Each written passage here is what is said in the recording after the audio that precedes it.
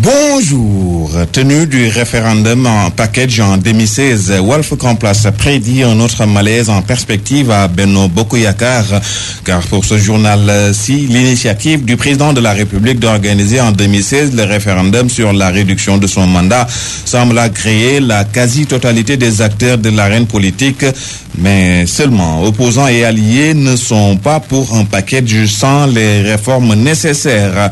Il faut donc pour Moussa Sarr de la LD forcément inclure les réformes institutionnelles si l'on veut aller dans le cadre d'une démocratie forte. Le Parti socialiste, pour sa part, s'accroche à 2015. Son porte-parole adjoint dans Walf Grand Place toujours estime qu'il n'y a aucune procédure qui empêche le président de la République d'organiser le référendum en 2015. Pour Moussa Bokar Thiam donc, le référendum doit se tenir en 2015 et non en 2016. Quoi qu'il en soit, Macky n'accède pas à la demande d'Ousmane Tanor Dieng et compagnie selon le quotidien qui rappelle la date confirmée pour le référendum 16 mai 2016. Voilà qui est clair. Le Parti socialiste est ainsi mis devant le fait accompli et le quotidien de se demander si Tanor en prendra-t-il acte. Dans tous les cas, la commission orientation et stratégie du M23, pour sa part, n'entend guère se laisser faire. Son coordonnateur annonce dans les colonnes de la Tribune que le mouvement va battre campagne pour exiger du président de la République un avant-projet de cette constitution. Le journal LAS, pendant ce temps, qui semble en savoir sur les contours, révèle que Macky Sall compte créer le Haut Conseil des collectivités locales. D'après mon confrère, la première mouture que le président compte soumettre au peuple figure le Haut Conseil politique toujours, qui affirme que Maître Wade va financer la guerre contre le pouvoir, une façon de galvaniser ses troupes. Selon l'Obs, Wade a demandé à ses hommes un bilan chiffré des actions à mener.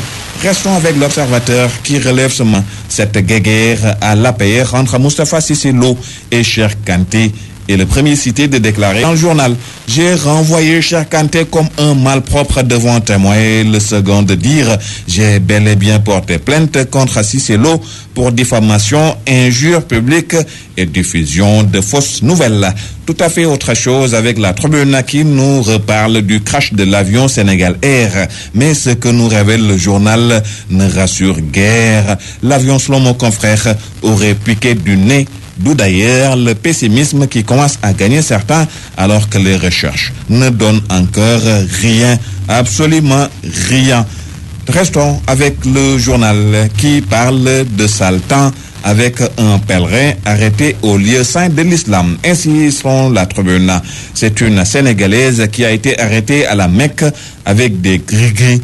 Les autorités saoudiennes sont à la recherche de complices éventuels de la dame. Parlons du morcellement du parking du stade de Léopold Sédar Senghor.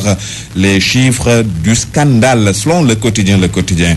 Le site note le journal a été coupé en 54 parcelles. Le promoteur enseigne toujours le quotidien a payé 40 millions pour faire déguerpir les mécaniciens.